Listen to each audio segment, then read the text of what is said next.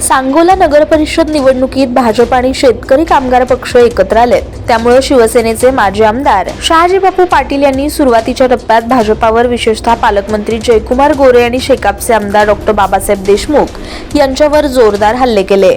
आमदार देशमुख यांनी मुख्यमंत्री देवेंद्र फडणवीस यांच्या साक्षीने माजी आमदार शहाजीबापूंवर पलटवार केलाय।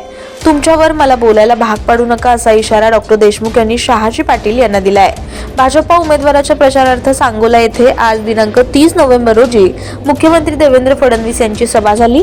त्या सभेला आमदार गोपीचंद पडळकर, आमदार समाधान आवताडे, आमदार नारायण पाटील, आमदार सचिन पाटील, माजी खासदार रणजितसिंह निंबाळकर, माजी आमदार प्रशांत परिचारक, भाजपा जिल्हाध्यक्ष चेतनसिंह केदार, सावंत, बाळासाहेब एरंडे आदीसह पदाधिकारी उपस्थित होते। त्या सभेत डॉ. बाबासाहेब देशमुख यांनी शहाजीबापू पाटील यांच्या टीकेला उत्तर दिलंय।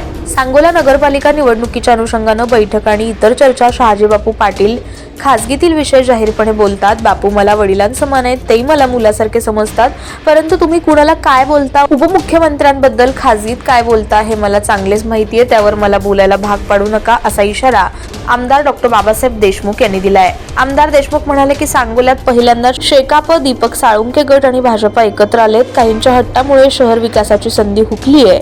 सांगोल्यात MIDC मंजूर व्हावी, कब्रस्तानासाठी वाढीव जागा, डम्पिंग ग्राउंड गावाबाहेर जावं यासाठी प्रयत्न करणं आवश्यक आहे। शेतकरी कामगार पक्षाच्या कार्यकर्त्यांनी शहर विकास आघाडीचे उमेदवार विजयी करावेत असं आवाहनही त्यांनी केलं।